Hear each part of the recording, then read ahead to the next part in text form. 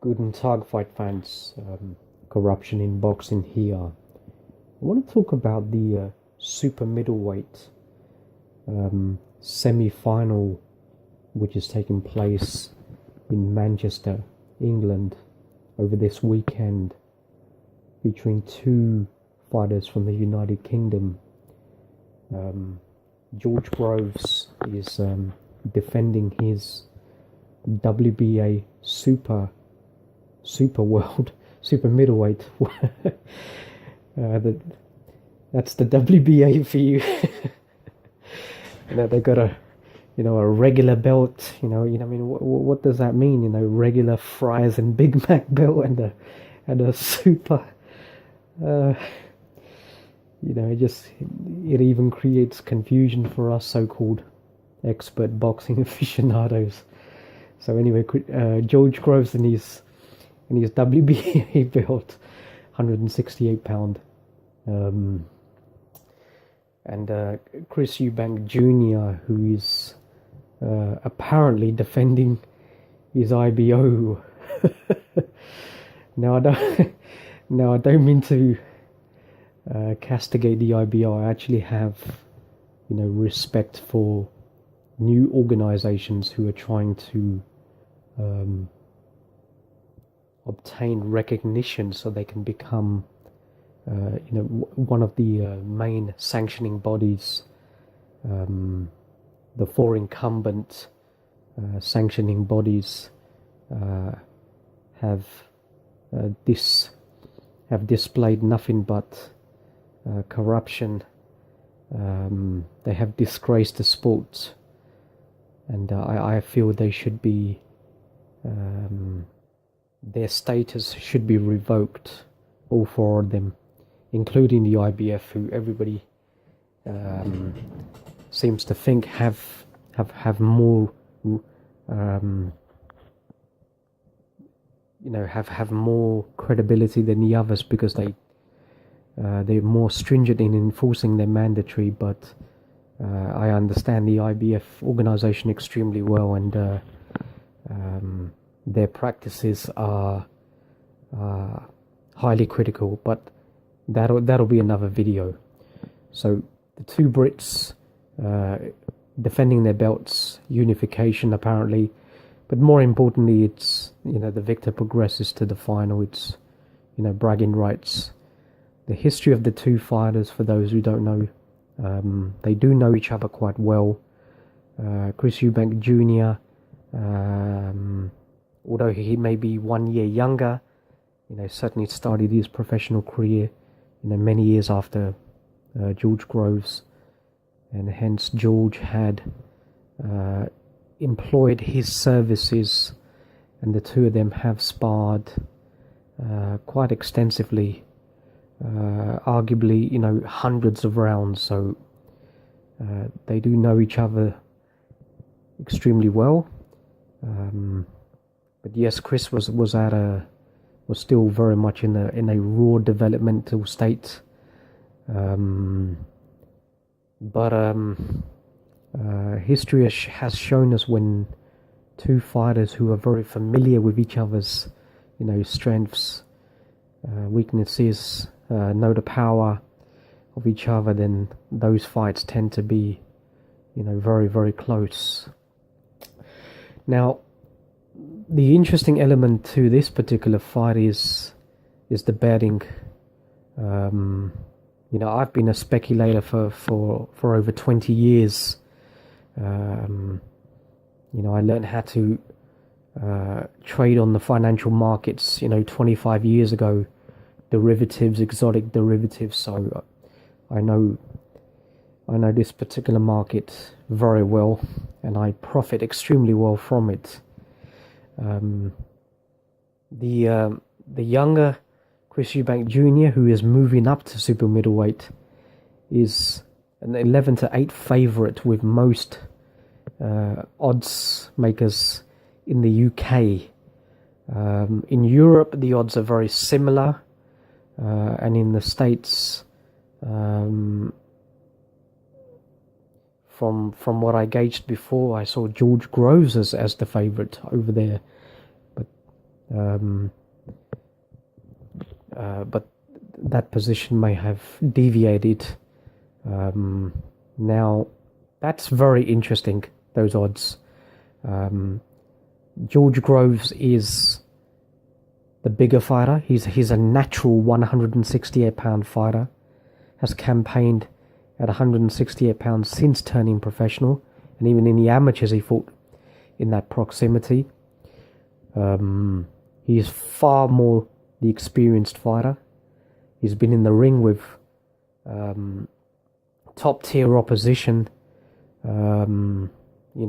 possibly future Hall of Famers in Carl Froch. He shared the ring with one of the best pound for pound fighters on the planet at the moment in Badou Jack.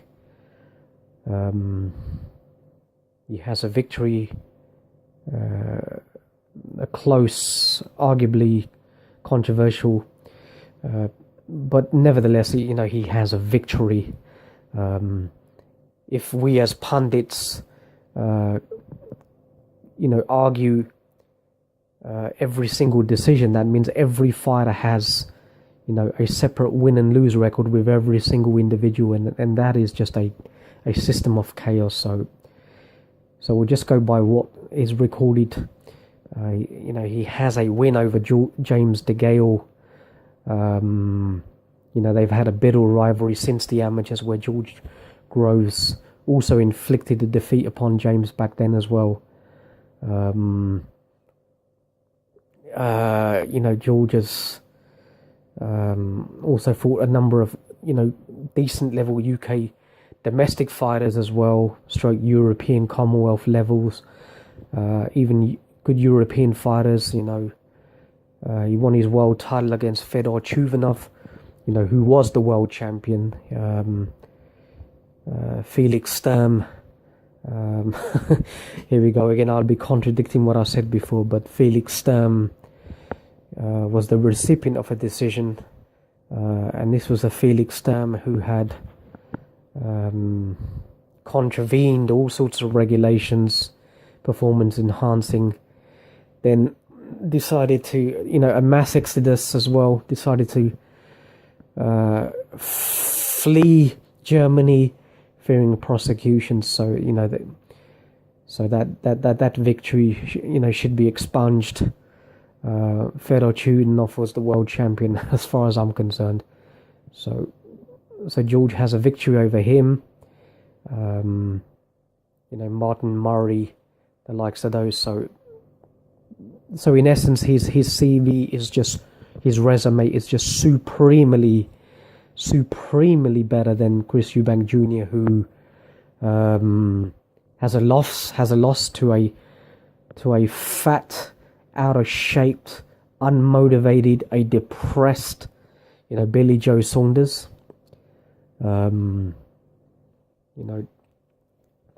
Most people are under the assumption that it was a close fight and that Chris Eubank Jr. had won the latter rounds when Billy Joe's lack of conditioning caused him to significantly slow down.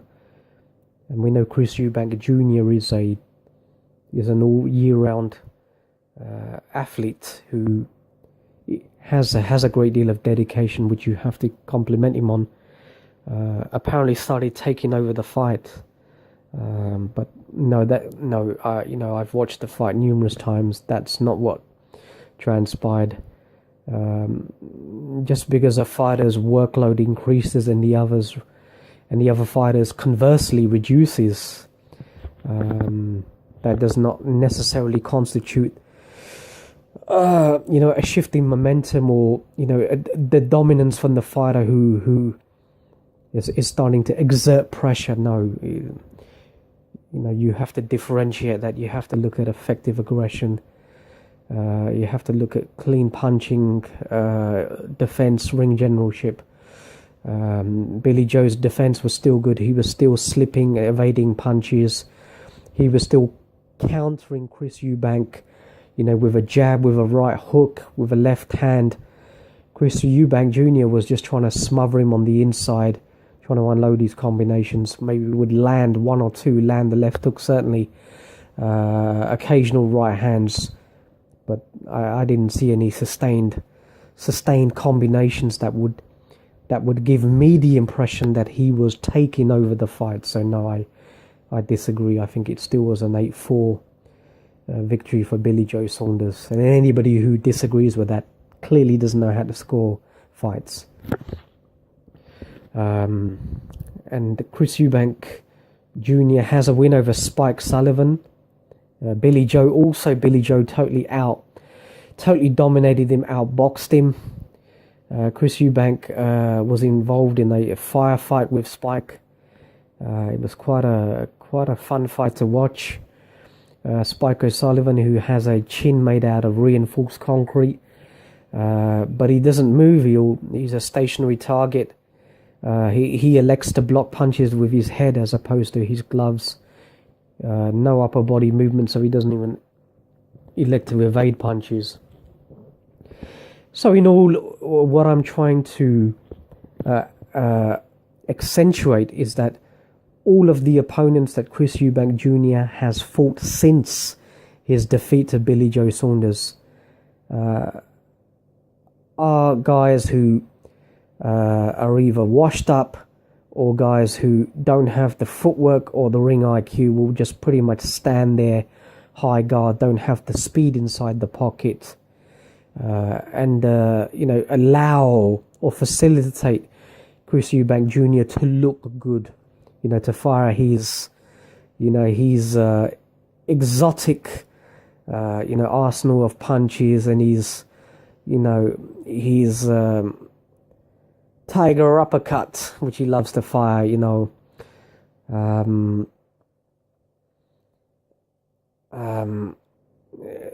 So Eubank Jr. hasn't fought any boxers, and this fight is interesting from that side. The fighters that George Groves has had a great deal of difficulties are pressure fighters, volume punchers, front foot pressure fighters as well, who will try and constrict distance, will minimize the space that George Groves likes to operate to fire his attacks. Are punches that are fighters that will also heavy-handed, are able to walk George down and push him onto his back foot, and that is a position where he has showed vulnerabilities and deficiencies. 3 fights in particular.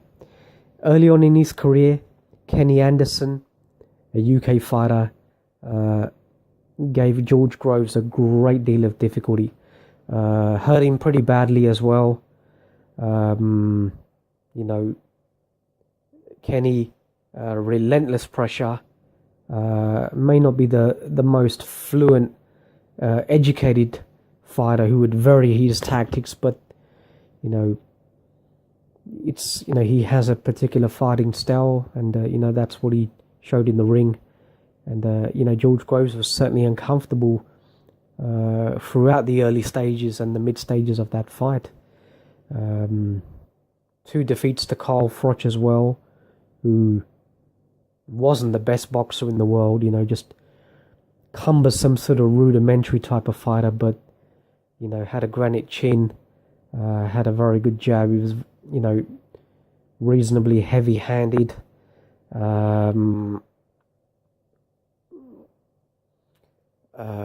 Teak tough, and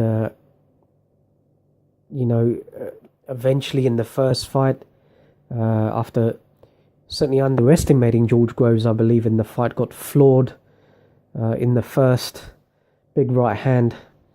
I think it may have been the second time Carl Froch had been floored. I think Jermaine Jermaine Taylor had floored him previously, if I'm not mistaken. So a very, very good chin, but that shows, the power George Groves does have in his right hand. A lot of fighters have commented about George Groves' right hand. Martin Murray, who fought both Golovkin and George Groves, a very honest fighter. You may not, certain people may call him the Nearly Man, but a fighter who's traveled everywhere, fought in Germany, Argentina, fought Golovkin in Monaco. So you have to give him his respect. He has often commented about how George Groves, hits just as hard, if not harder, than Golovkin.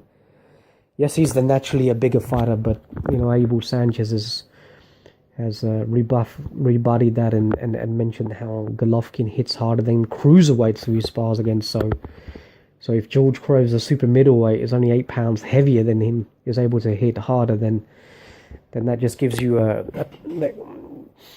kind of perspective just how hard he hits.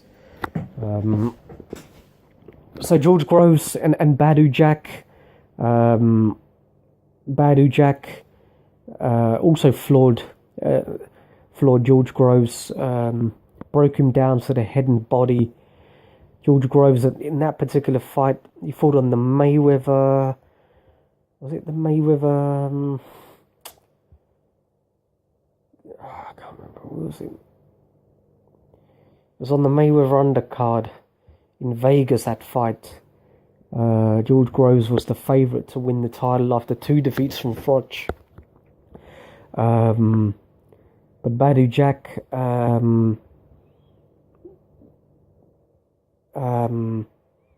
I think has certainly benefited from his conditioning over 12 rounds. George had set quite a frantic pace, threw a lot of punches. I'm not sure what the final punch stats were, but George Groves may have thrown a lot more than from Badu. But Badu was very punch efficient, was targeting the body a lot more. And that certainly makes sense on against a fighter who has a history of gassing out. And that is a trait with explosive fighters.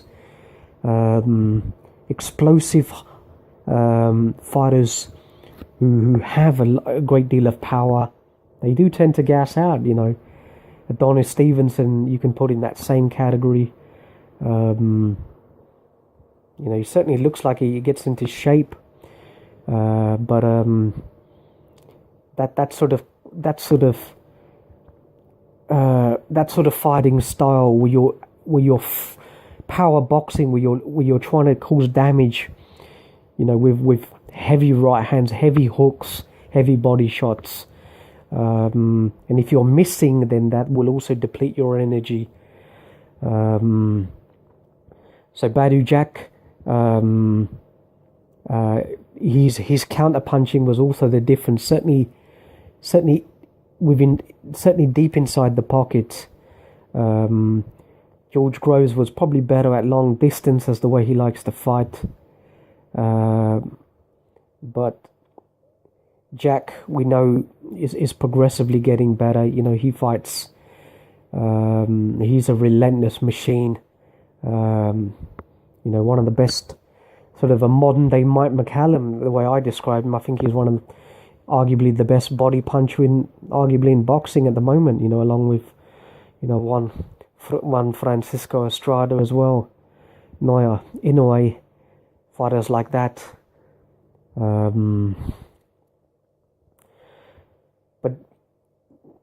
But George Groves, I felt he did a far better job against Badu Jack than what his rival James DeGale, who sustained, I think,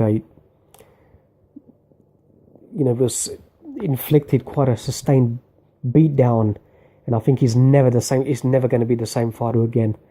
Badu Jack has definitely taken his soul. So Badu Jack reminds me of King Willie from The Predator. So front foot pressure fighters certainly have the kryptonite for a style against George Groves. And we saw in the first round, Jamie Cox, a fighter from the UK who exerted a lot of pressure on George Groves as well. You know, firing long. He was extremely aggressive, firing long punches. You know, he caused George Groves a lot of problems during the early stages as well. George had to move far more in those fights. And I think George Groves actually showed better footwork in that fight than what he did against, you know, Martin Murray or some of those other fights post Badu Jack, post Carl Froch. I felt after those fights, his explosiveness, his footwork had started to regress a little bit. But in the Jamie Cox fight, he had reinvigorated some of those early movements, you know, stick and move type tactics. You know, he is George Groves fights in a way where he likes to crouch, he likes to get underneath punches. Fundamentally very good the way he throws his jab, his right hand, you know, explosive, you know, looping right hands. He likes to work the angles as well, quick fast combination, quick hands, and then he'll try and move, stick and move tactics. That's George Groves. If you can sustain that for 12 rounds, if he has the conditioning, then he's a very dangerous fighter to stop. Now, Chris Eubank Jr., the fighters that have given him trouble as I mentioned, are boxers. Billy Joe. Can you imagine what a Billy Joe now would do to a Chris Eubank Jr.? You know, that could quite possibly be a shutout as well. You know, a David Lemieux Part 2. But, you know, Chris Eubank Jr. has showed improvements. I saw improvements in the Renault Quinlan fight, in the Arthur Abrahams fight, Avni Yildirim fight. Yildirim may have been undefeated, but he didn't have the speed, and Chris Eubank Jr. talked about that in one of the presentations leading up to this fight. He said that he was happy to engage with him and let his hands go because he gauged very quickly that Yildirim did not have the hand speed to repel punches. And when Chris starts unloading with so many combinations, fast hands, he's very wide open. And that also comes down to his... Now, George Groves has fought guys who if you look at their defensive posture, they have their hands, their guard it's a high guard.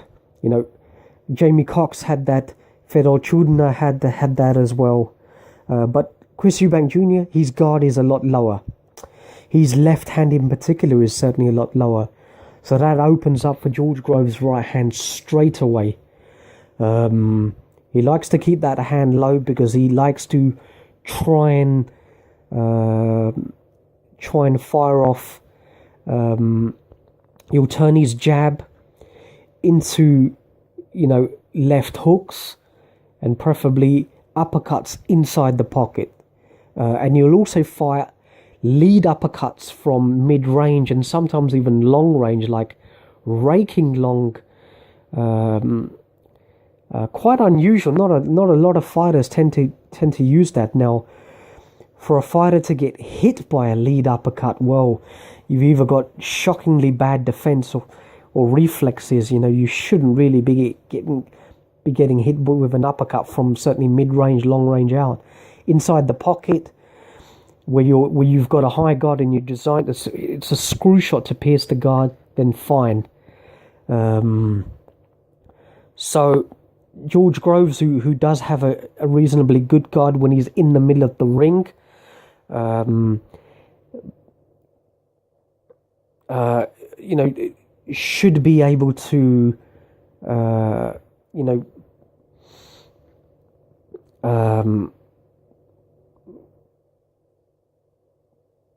adjust his defense accordingly to lead punches, certainly the lead punches that Eubank is going to throw.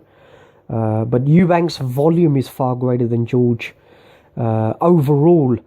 And Eubank is starting to fire more punches from the outset. I think he learned from the Billy Joe Saunders defeat that he started a little bit too slow. Now, if he says he is a conditioned athlete and we'd see him in the gym all the time, you know, he's never short of putting videos on Instagram, apparently, of him doing shadow boxing and God knows what. So he's certainly decided, you know, he just wants to infiltrate people, just trying to manipulate them, or, you know, just bombard them with videos just to elucidate that he is that he's always in the gym. So over the 12 rounds, Eubank will certainly be able to throw far more punches. The question is whether Eubank, does he have the chin to absorb, you know, punches from a heavier guy, from a bigger guy at a heavier weight. And I think George Groves hits a lot harder than anybody who Eubank has fought against in the past. He seems confident. He said he's took him with, 16-ounce gloves in sparring. But it's a different story in the professional ranks. The one interesting aspect that I've picked up was looking at the public workouts which took place this week. Chris Jr. with Ronnie Davis. Now, Chris, I don't know. He just looked like he was loading up on his punches too much. There was no fluidity in his punches, no velocity, languid, very slow to respond as well. The trainer would be saying, 1, 2, left cross, right hand. Chris would react and throw a punch, a few seconds after.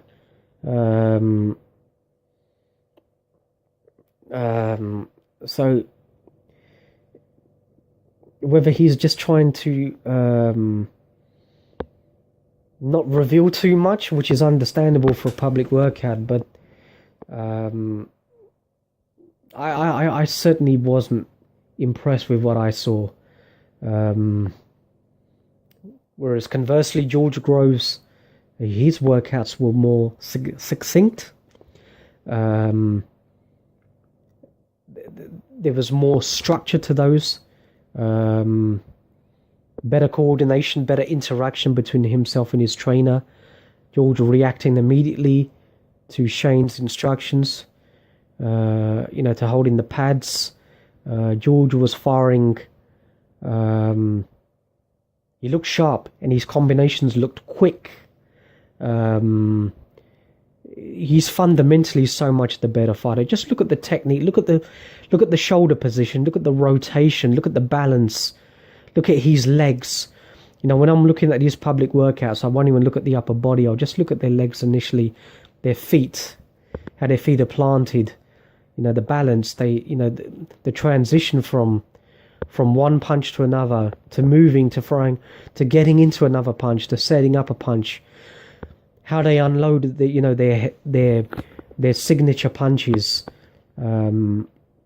Sometimes I just watch a fight, just purely looking at footwork. Then I'll look at upper body, and then I'll look at the whole fight at itself. So just dissecting it in different elements. And George, technically and fundamentally, looks so much better. And this gets down to Chris Eubank Jr., whether he's just basing his ability, whether he just feels he just has a God-given, genetically inherited talent from his father. I don't know how much coaching he has had. They seem reluctant to bringing in any trainer, any specific high-profile trainer. They've had periods where they've gone with Adam Booth, but that relationship, didn't work out. And there's no surprises as to why it didn't work out. You've got just too many high-profile personalities in that corner. So if it's Chris Senior and Chris Junior, absolutely fine. I'm not here to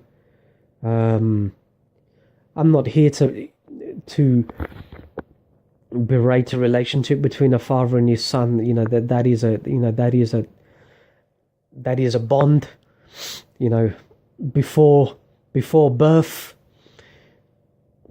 till death. So absolutely fine. And if that is the best combination for Chris Jr., then so be it. Senior is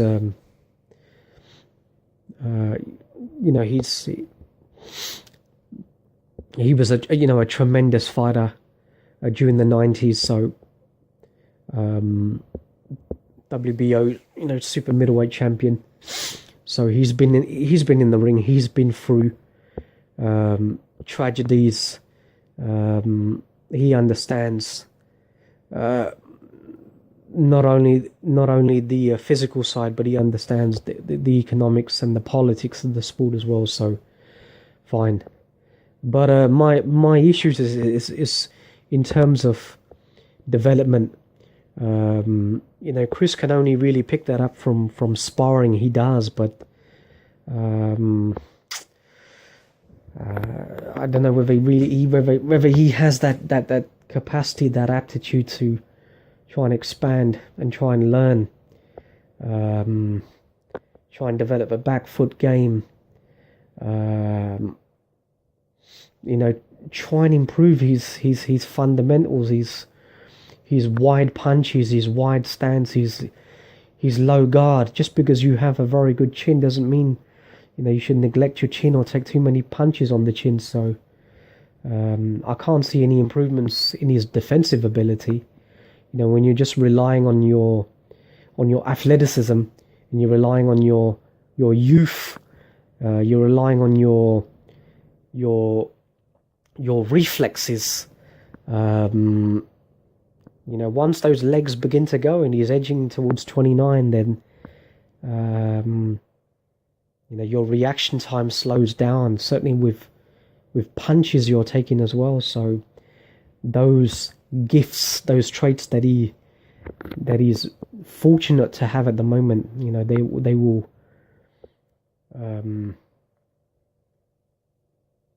they will slowly, they may mitigate in the future, and then he may have to rely on back to technique and skill to get through fights. Okay, now I know this video has been going on for quite some time now. So, all right, let's talk strategy. What's going to happen in the fight now? Now, if the fight, if the majority of the fight takes place in the middle of the ring, or proximity, a circumference, a meter either around, just say the diameter and the circumference is in the middle of the ring, approximate. So if the fight takes place around there, then George Groves wins the fight, no problem at all. If the fight takes place, if George Groves is on his back foot for the majority of the time, or if he's up against the ropes, then I would favour Eubank Jr. with a decision victory.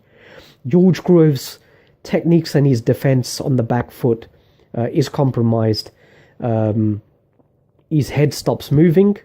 In desperation, he tends to throw punches. He does not like pressure on the back foot. There is a degree of capitulation to a certain extent, and vulnerability. And Chris is very good in those. Chris, I think he does have a killer instinct to try and finish his opponents. Definitely not a concussive puncher, a volume puncher. a nutritional puncher. When you combine those with his athleticism and his work rate and his ability to continue working at a high work rate at the latter rounds, then those are dangerous signs for George Groves. But I feel George Groves has been quite. I think he's intentionally been very quiet during the press conferences. The Eubanks have taken so much stock from the performance of, or the interaction between Junior and George Groves during the press conferences. No doubt, George is not the most accomplished orator on the mic.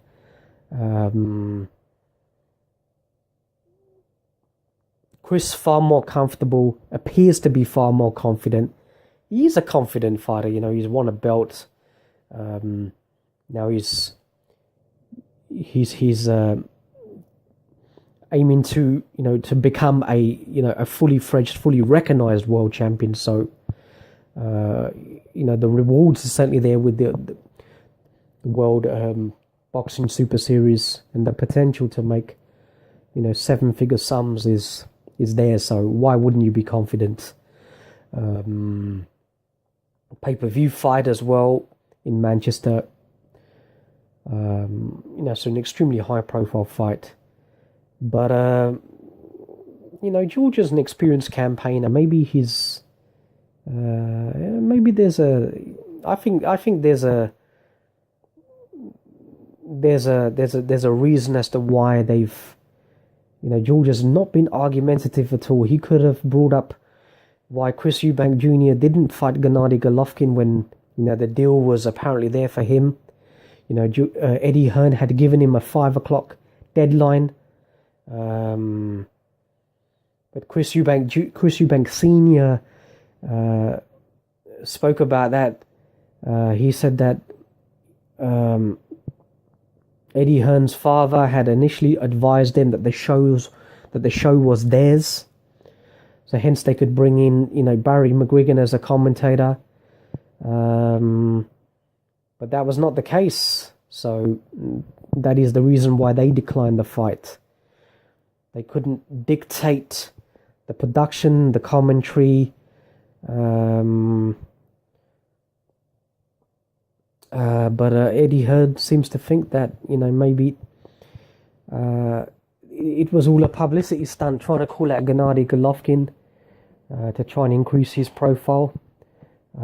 So when shit hit the fan, when it came down to sign the contract, Chris shit himself, and hence has resorted to excuses as to why the fight didn't take place. I think Junior had, if I'm not mistaken, I could be wrong, I heard him even mention that they didn't even receive whether an executed or an unexecuted legal agreement. Something that K2 and Matchroom vehemently deny. So anyway, that's past history. So I think George Groves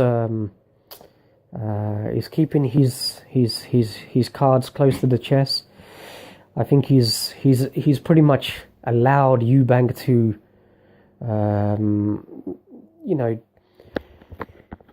I wouldn't say dominate the press conferences, but just give him that illusion of grandeur that you've got the better of me. I'm a faded fighter. You're a fighter coming up. I've been knocked out before. You've only been beaten on points. So all of those psychological warfare techniques, all of those mind games, they've been very much in play here. But one thing I'll say about George Groves that his stamina has looked better under Shane McGuigan And I think that might be hugely significant in this fight. If George Groves has the gas tank, then he'll win the fight. I have absolutely no doubt. He's the more accomplished fighter. He's better resume. I think he's learned through his mistakes. The Fedor Chudinov fight showed me his adjustments he made in the ring. Chudinov, extremely high volume, reasonably heavy-handed fighter as well. Had George Groves in a great deal of difficulty in the early rounds. And actually, George was on his back foot, so that's even that even shows that George was able to turn his weakness into a strength. He was backed up. He was in trouble. Chudinov had broken George Groves' jaw, but you know, George. You have to give him tremendous credit. You know, heartbroken, depressed so many times. You talk about that. You know, defeated in three previous world title fights. And the humble, you know, George Groves actually went from Wembley Stadium and he went back to fight on a smaller Wembley Conference Centre. I think it was on a Friday night as well, which is almost unheard of for fights in the UK. Certainly for a high-profile fighter like George, who had earned, you know, millions before. But that was a fighter who was humbled, you know, departed from Paddy Fitzpatrick. You know, that was a sad departure. You know, I didn't like the scathing criticism from George to Paddy. You know, Paddy was there when Adam Booth was there. You know, Adam Booth brought Paddy in, for all those who forgot. And Paddy was very instrumental for, you know, for some of George's, you know, early performances leading up to, you know, the Froch fight. So, but anyway, you know, that's part history. George decided to work under, you know, to employ Shane McGuigan, fought Rabassi,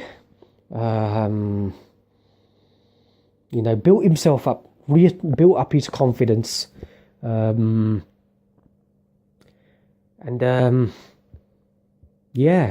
and going into that Chudinov fight, that is what he wasn't going to be denied. That's my point. You know, he was determined to be world champion, and that, you know, words cannot even underestimate the hunger, the desire, you know, how much that, just invigorates, you know, you're a man possessed. We all have it through life when we want something so badly, say we've been denied, whether it's a job or, you know, we want to buy something or we want to, you know, take out this honey, you know, you've been, you know, a few other girls have, you know, turned you down in the past, and, you know, but you're determined, so, you know, and when you go through that sort of adversity, you know, that gives you an extra 10, 20, whatever, 30%. And George came back from a broken chin. Look at the adjustment he made. He knew, you know, Fedor Chudinov with his large head, you know, not a fighter you're going to probably knock out, or so George, you know, targeted his body, began to break him down, you know, put everything on the line, reeling off combinations, head and body, spinning,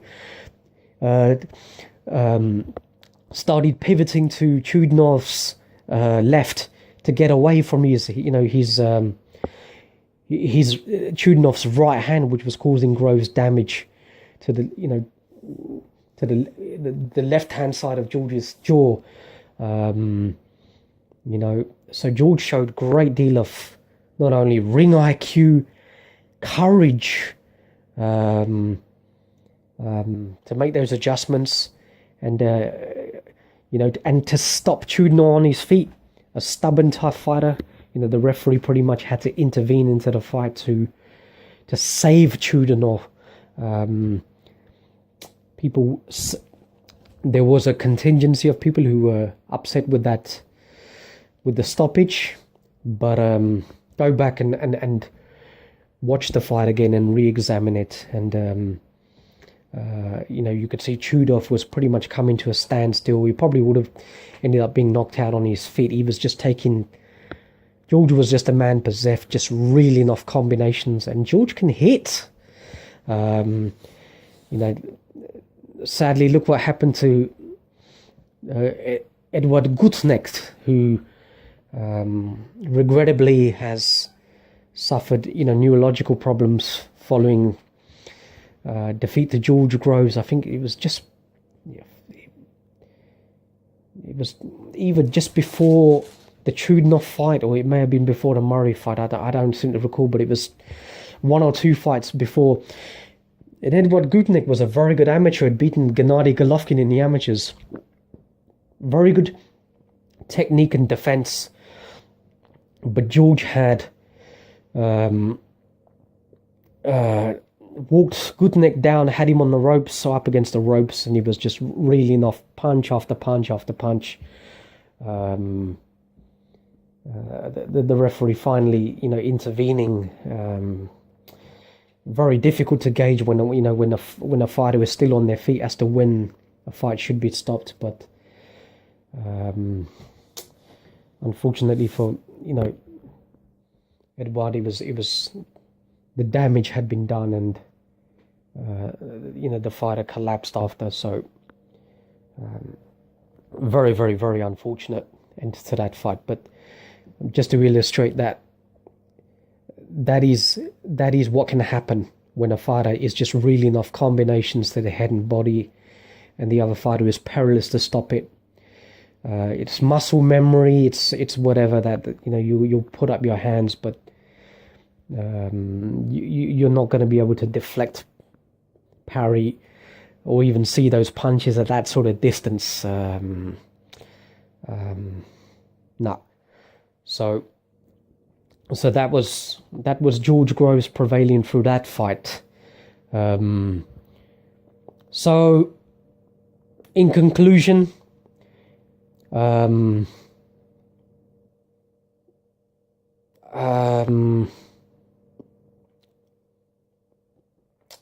I think George Groves is 29 years old. I don't think he's washed up. I think he's still highly motivated. I think he's extremely confident, contrary to what Eubank thinks. I think he's fundamentally the better fighter, technically the better fighter. I think he's much the heavier-handed fighter. I don't think he's as slow as what Eubank is stipulating. But if Chris is underestimating George Groves, thinking that he is just a one-dimensional slow fighter who doesn't have any speed, then that is going to be to his detriment. George does have good feet as well. He can move around very well. Chris doesn't show any educated footwork to me.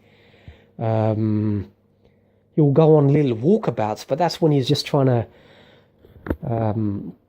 incite the crowd, whatever. There's nothing, there's no fluidity, there's no subtleties there at all. He's just a brawler in the ring. Does have some skill. Absolutely, I'm not dismissing his abilities in that sense. I've watched him carefully. I know exactly what he brings to the table. His jab is reasonably good as well, but his hands are just too low. George Groves a counter puncher. I think George Groves is just gonna counter punch his head off in this fight. I can see George Groves winning this fight 8-4, maybe 7-5 if the bookies have got Chris Eubank Jr. favourite. The fight's in Manchester. Is that neutral territory? George is from Hammersmith, London, a Sowland fighter. Sowland, one of the principal partners who have organised the tournament, but not, people have got to remember, they're not solely financing the tournament. That's something totally different. Chris Jr. Contractually, I don't think he's with anybody. They have a direct contract with ITV box office, so the fight is on ITV box office. So is Chris Eubank Jr. the A-sider? You know, George Groves has sold, along with Carl Froch, 80,000 tickets at Wembley Stadium.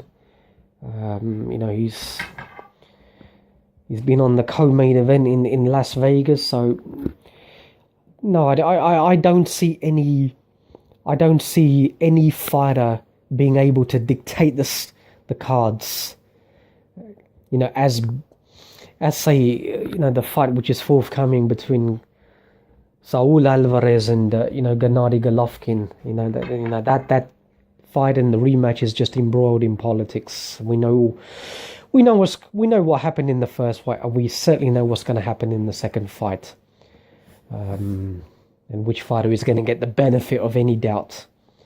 I don't see Chris Eubank Jr. stopping George Groves.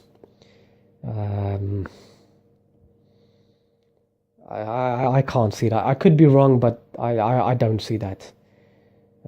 George is not going to stand there in front of him as what Avni Yildirim and all of the others did.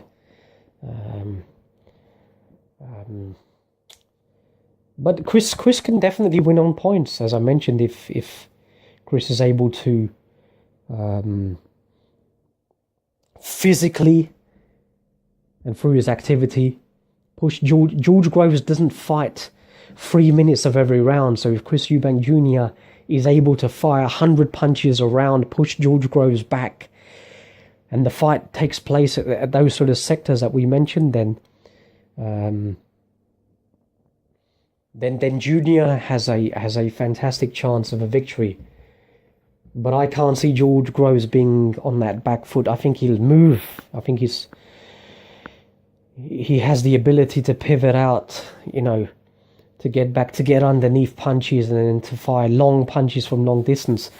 I think his power will able to keep Junior in check. Junior won't be able to rush in, lunge in, try and get deep inside the pocket. Junior wants to fight inside the pocket. He wants to fight at mid-range, within punching range. That's his distance. That's where he'll be able to fire his combinations. So, a lot of possibilities to this fight, a lot of permutations, but George Groves is the better fighter, and I think he will win on points. But that is just my humble opinion. Please, let me know how you guys think the fight will go. Pretty polarizing views from everybody. You've got all of the Groves fans and all of the Eubank fans, absolutely adamant that their fighter is going to prevail, and he's going to do this and he's going to do that. So everybody's got their own individual opinion. You have to respect. This is not me trying to shoot down anybody else's opinion. This is just my 35-40 years of experience, coming into the fore. So those are my thoughts. Please let me know your thoughts, and I look forward to the fight, and I'll give a proper post-fight preview as well. Post-fight breakdown, sorry. So, corruption in boxing. Transmission over.